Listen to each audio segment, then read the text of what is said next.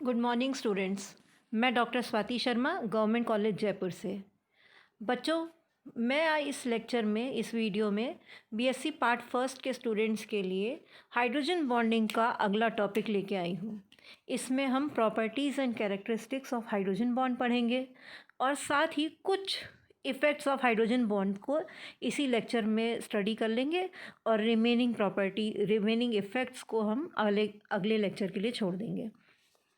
बच्चों, hydrogen bond आपने पढ़ा था कि हाइड्रोजन बॉन्ड जो है वो एक्चुअली एक वीक बॉन्ड है। इसकी बॉन्ड लेंथ ज़्यादा है।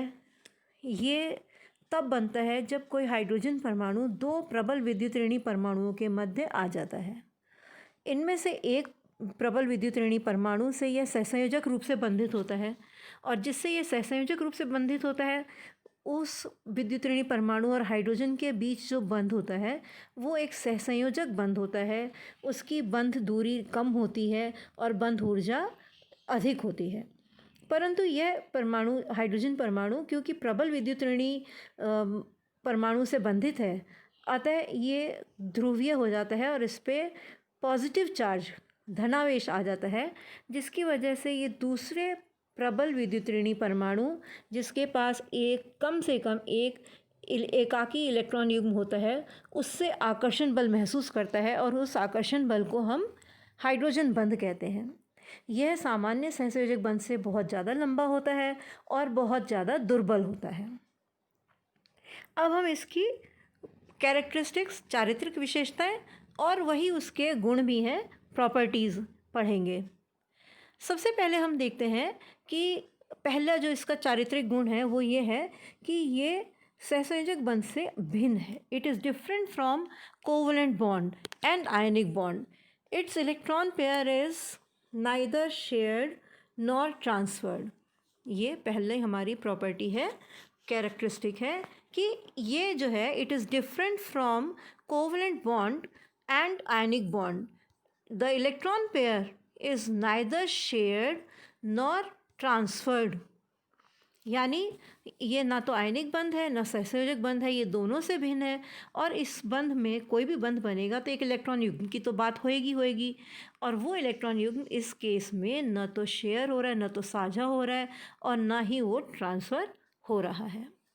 हाइड्रोजन बॉन्ड जो है वो it is bonding of hydrogen atom between two strongly electronegative atoms. ये हमने इसकी परिभाषा में भी पढ़ा कि ये बंधन तब बनता है जब कोई हाइड्रोजन परमाणु दो प्रबल विद्युतऋणी परमाणुओं के मध्य आ जाता है। तीसरी इसकी चारित्रिक विशेषता या इसकी प्रॉपर्टी, इसका गुण ये है कि हाइड्रोजन बंध की ऊर्जा, बॉन्ड एनर्जी बहुत कम होती है। ये 3 से 10 किलो कैलोरी प्रति मोल होती है। यहाँ पर मैं आपको ये भी बता दूँ कि हाइड्रोजन फ्लोराइड HF2- यानी जब एक हाइड्रोजन एक F और एक F- के मध्य आ जाता है तब ये जो हाइड्रोजन बंध बनता है वो 27 किलो कैलोरी प्रति मोल होता है। वो सबसे अधिक बंध ऊर्जा वाला हाइड्रोजन बंध होता है। चलिए, इट इज़ वेरी वीक, ये बहुत दुर्बल है। किसके कंपेरिजन में? In comparison to covalent bond. But it is stronger than, ये ज़्यादा प्रबल है किसके मुकाबले? वेंडर वॉल्स फोर्स के मुकाबले। दुर्बल वेंडर वॉल आकर्षण बल जो है उनके मुकाबले ये प्रबल है। दुर्बल वेंडर वॉल आकर्षण बल जो है वो 1 किलो कैलोरी प्रति मोल होते हैं, जबकि सहसंयोजक बंध की बंध ऊर्जा जो है वो 50 से 100 किलो कैलोरी प्रति मोल तक की होती है। और हाइड्रोजन बंध की ऊर्जा कितनी है? 3 से 10। तो ये वेंडर वॉल से ज़्यादा है और सहसंयोजक बंध ऊर्जा से कहीं कम है। अगली चारित्रिक विशेषता इसकी ये है कि the bond energy of hydrogen bond, बंध ऊर्जा, हाइड्रोजन बंध की जो ऊर्जा है वो किस पर निर्भर करती है? वो विद्युतऋणी परमाणु जिससे यह सहसंयोजक रूप से बंधित है, उस विद्युतऋणी परमाणु की विद्युत ऋणता पर यह बंध ऊर्जा निर्भर करेगी।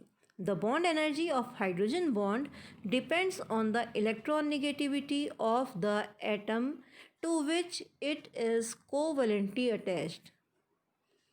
The higher the electronegativity, greater is the force of attraction for the shared pair of electrons.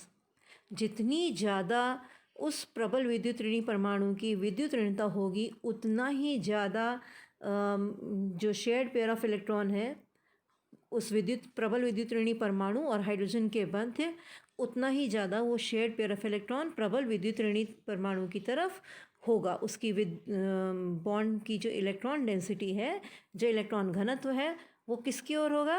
प्रबल विद्युत ऋणी परमाणु की तरफ। कंसिक्वेंटली नतीजतन क्या होगा? जो हाइड्रोजन एटम है वो और ज़्यादा अधिक इलेक्ट्रॉन डेफिशिएंट हो जाएगा, उस पर उतना ही ज़्यादा आंशिक धनावेश होगा और उतनी ही ज़्यादा प्रबलता से वो दूसरे अन्य विद्युत ऋणी परमाणु की ओर आकर्षित होगा। अतः जितना ज़्यादा पहला प्रबल विद्युत ऋणी परमाणु विद्युत ऋणी होगा, उतना ही प्रबल ये हाइड्रोजन बंध बनेगा। और हम ये पहले ही बता चुके हैं कि हाइड्रोजन फ्लोराइड में जो है वो स्ट्रॉन्गेस्ट बॉन्ड बनता है, क्योंकि फ्लोरीन की इलेक्ट्रोनेगेटिव विद्युत ऋणता सर्वाधिक होती है, हाईएस्ट है पीरियोडिक टेबल में। अब हम कुछ इफ़ेक्ट्स ऑफ हाइड्रोजन बॉन्ड पढ़ते हैं। सबसे पहला हम देखेंगे कि हाइड्रोजन बॉन्ड का प्रभाव जो है वो किसी पदार्थ की भौतिक अवस्था पर पड़ता है।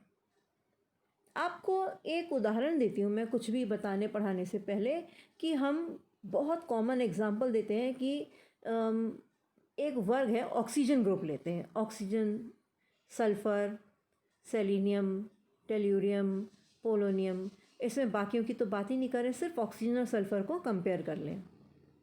ऑक्सीजन और सल्फ़र के हाइड्राइड्स H2O एंड H2S, दोनों हाइड्राइड्स हैं, सेम ग्रुप के एलिमेंट्स हैं ऑक्सीजन और सल्फ़र, पर H2O जो है वो लिक्विड है, H2S जो है वो गैस है, यानी इनकी भौतिक अवस्थाएं अलग हैं। और इनकी भौतिक अवस्थाओं की इस भिन्नता का कारण हाइड्रोजन बॉन्ड है। H2S में जो मॉलिक्यूल्स हैं उनके बीच में हाइड्रोजन बंध नहीं बन पाता है, अतः वे विभक्त अणु होते हैं और इसीलिए वो गैसीय अवस्था में होते हैं। जबकि वाटर H2O में ऑक्सीजन प्रबल विद्युत ऋणी परमाणु है, उससे सहसंयोजक रूप से बंधित जो हाइड्रोजन होता है वो इतना इलेक्ट्रॉन न्यून हो जाता है कि वो दूसरे H2O मॉलिक्यूल के ऑक्सीजन से हाइड्रोजन बंध बना लेता है। इस कारण ये अणु मुक्त रूप से दूर दूर नहीं रहते, या यूँ कहें कुछ नज़दीक आ जाते हैं और इनकी भौतिक अवस्था जो है वो द्रव अवस्था हो जाती है। चलिए अब इसको पढ़ते हैं। Formation of hydrogen bond between the molecules of a substance reduces the distance between its molecules due to increased intermolecular force of attraction। यानी जब हाइड्रोजन बंध बनता है किसी पदार्थ के अणुओं के मध्य, तो उनका जो अंतर आणविक दूरी है वो घट जाती है और उसकी वजह से उनकी भौतिक अवस्था जो है वो द्रव अवस्था हो जाती है। As a consequence, as a result, the substance comes into its condensed state, अपनी संघनित अवस्था में आ जाता है, तो वो संघनित अवस्था जो है वो द्रव अवस्था कह सकते हैं। For example H2O is liquid whereas H2S is gas. HF hydrogen fluoride is liquid at room temperature whereas hydrogen chloride is gas. Fluorine chlorine जो है वो हेलोजेंस के ग्रुप में जाएं ऊपर से नीचे, फ्लोरीन क्लोरीन ब्रोमीन आयोडीन, तो आगे बढ़ने की ज़रूरत ही नहीं है। फ्लोरीन और क्लोरीन की चर्चा करें तो इनके हाइड्राइड्स यानी हाइड्रोजन फ्लोराइड और हाइड्रोजन क्लोराइड जो है वो, उसमें हाइड्रोजन फ्लोराइड इज लिक्विड, द्रव है सामान्य ताप पर, जबकि हाइड्रोजन क्लोराइड जो है वो गैस है। तो ये भौतिक अवस्था पर प्रभाव है हाइड्रोजन बंधन का, कि जिस पदार्थ के अणुओं में हाइड्रोजन बंध आकर्षण बल उपस्थित होगा वो पदार्थ जो है वो अपनी कंडेंस्ड, अपनी संघनित अवस्था में आ जाएंगे। दूसरा प्रभाव देखिए कि इफ़ेक्ट जो है वो ये है कि आइस की घनत्व, जो कि द्रव जल का ठोस रूप है, H2O मॉलिक्यूल का ठोस रूप जो है वो आइस है और द्रव रूप जो है वो जल है।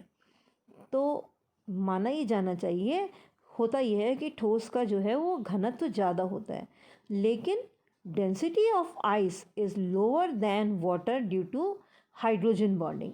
अब ये इफ़ेक्ट कहाँ से आया वो बढ़िए, इसको हम परीक्षा में अब जो हम बताने वाले हैं वो उस पर सवाल आते हैं, वो इस प्रकार आते हैं कि जल के कम घनत्व को H2O के द्रव अवस्था में जो घनत्व है उससे ठोस अवस्था में आइस में घनत्व कम होता है, इसका कारण समझाइए। Explain lower density of ice than water, या explain anomalous behaviour of water, जल का एनामोलस बिहेवियर समझाइए। Life in water specially in cold regions, explain. Describe open structure of ice at 0 degree centigrade. आप बर्फ़ का जो ओपन स्ट्रक्चर है वो क्यों है, 0 डिग्री सेंटीग्रेड पे बर्फ़ का जो स्ट्रक्चर है वो समझाइए। इस प्रकार के प्रश्नों का, इन सभी प्रश्नों का एक ही जवाब है। अब उसको समझिए। 0 डिग्री सेंटीग्रेड पे जब जल जो है वो बर्फ़ में जमता है तो एक स्पेशल, एक विशेष प्रकार की टेट्राहेड्रल चतुष्फलकीय संरचना बनती है, जिसमें कि केंद्र में होता है ऑक्सीजन परमाणु, और ये चतुष्फलकीय रूप से 4 हाइड्रोजन परमाणुओं से घिरा हुआ होता है। इनमें से 2 हाइड्रोजन परमाणु जो हैं वो सहसंयोजक रूप से बंधित होते हैं H2O मॉलिक्यूल के, और बाकी के 2 हाइड्रोजन परमाणु जो हैं वो हाइड्रोजन बंधन से जुड़े हुए होते हैं। तो हर जल अणु जो है वो इस प्रकार 4 दूसरे जल के अणुओं से जुड़ जाता है। हर जल का हर अणु अन्य 4 जल के अणुओं से चतुष्फलकीय रूप से जुड़ता जाता है। केंद्र में ऑक्सीजन परमाणु, 2 परमाणु जल के सहसंयोजक रूप से बंधित हाइड्रोजन परमाणु, 2 हाइड्रोजन परमाणु जो हैं वो जल के दूसरे जल के अणुओं के होते हैं और वो हाइड्रोजन बंध से बंधित होते हैं। इस प्रकार जो है वो बहुत सारी, जो अंतरिक्ष का बहुत सारा हिस्सा है, बहुत सारी स्पेस जो है वो अनऑक्यूपाइड, बिना घिरे हुए रह जाती है इन दिस फॉर्मेशन। इस प्रकार की जो संरचना बनती है उसमें बहुत सारी जो अंतरिक्ष है, अंतरिक्ष का हिस्सा है, या यूँ कहें जो स्पेस है, वो बहुत सारी स्पेस अनऑक्यूपाइड रह जाती है, क्योंकि हर ऑक्सीजन परमाणु पे 2 हाइड्रोजन बॉन्ड्स है और हाइड्रोजन बॉन्ड की दूरी ज़्यादा होती है, लंबी होती है। फिर अगला ऑक्सीजन परमाणु है, वो अन्य 2 हाइड्रोजन बंध से जुड़ा हुआ है दूसरे परमाणुओं से, तो उनमें फिर वो मुक्त जो है स्पेस, रिक्त वॉइड्स जो कहते हैं, वो बहुत ज़्यादा बड़े बड़े हो जाते हैं। इस वजह से वॉल्यूम ज़्यादा हो जाता है, तो दस वॉल्यूम इंक्रीजेस एंड कंसिक्वेंटली उसकी वजह से डेंसिटी डिक्रीजेस। वॉल्यूम बढ़ गया और डेंसिटी के फॉर्मूले में मास पर यूनिट वॉल्यूम, यानी वॉल्यूम जो है वो डिनोमिनेटर में आता है, तो इस तरह से डेंसिटी जो है, घनत्व जो है वो घट जाती है। On heating very gradually the hydrogen bond start breaking. धीरे से जब हम हल्के से गर्म करते हैं, धीरे धीरे गर्म करते हैं, तो हाइड्रोजन बंध जो कि कम ऊर्जा के हैं वो थोड़ी सी ऊर्जा पा करके टूटने शुरू हो जाते हैं, हाइड्रोजन बॉन्ड्स टूटने शुरू हो जाते हैं, और इसीलिए उनका जो चतुष्फल की संरचना है वो टूटनी शुरू हो जाती है। चतुष्फल की संरचना टूटने के कारण डेंसिटी जो है, वाटर मॉलिक्यूल्स जो हैं वो पास पास आने लगते हैं, they start coming close to each other, एक दूसरे के पास आने लगते हैं, और इस तरह से डेंसिटी जो है वो बढ़ना शुरू हो जाती है। वॉल्यूम टूटना कम होना शुरू हो जाता है, जल के अणु पास आने शुरू होते हैं, यानी जल का आयतन कम होने लगता है, तो मास पर यूनिट वॉल्यूम में वॉल्यूम घटने लगती है, तो घनत्व जो है वो बढ़ने लगता है। ये जो प्रक्रिया है घनत्व बढ़ने की, वो तब तक होती है, कब तक होती है? सिर्फ 4 डिग्री सेंटीग्रेड तक, 4 डिग्री सेंटीग्रेड तक जल का घनत्व बढ़ता जाता है। 4 डिग्री सेंटीग्रेड पे क्या होता है? डेंसिटी जो है जल की वो मैक्सिमम हो जाती है, जल का घनत्व अधिकतम हो जाता है, उसका आयतन न्यूनतम हो जाता है। 1 ग्राम पर सेंटीमीटर क्यूब, 1 ग्राम प्रति सेंटीमीटर क्यूब रह जाता है। अब जब आप फर्दर हीट करेंगे, इसको आगे गर्म करेंगे, तब क्या होगा? 4 डिग्री सेंटीग्रेड से ऊपर डेंसिटी जो है वापस से घटनी शुरू हो जाएगी, या यूँ कहें कि जल का आयतन बढ़ना शुरू हो जाएगा। अब आयतन क्यों बढ़ेगा? क्योंकि अब जब 4 डिग्री सेंटीग्रेड के बाद आप गर्म कर रहे हैं, तो जो ऊर्जा जा रही है उसकी वजह से जल के अणुओं की काइनेटिक एनर्जी, यानी गतिज ऊर्जा बढ़ने लगती है जल के अणुओं की, जिसकी वजह से वो एक दूसरे से दूर जाना शुरू हो जाते हैं, उनका मूवमेंट बढ़ जाता है, वो एक दूसरे से दूर दूर जाना शुरू हो जाते हैं और उसकी वजह से वॉल्यूम आयतन बढ़ना शुरू हो जाता है। और इस आयतन बढ़ने के साथ साथ टेम्परेचर बढ़ने के साथ आयतन बढ़ता है, टेम्परेचर बढ़ने के साथ गतिज ऊर्जा बढ़ती है, गतिज ऊर्जा बढ़ने से आयतन बढ़ता है, आयतन बढ़ने से क्या घट जाता है, डेंसिटी, जल का घनत्व घट जाता है।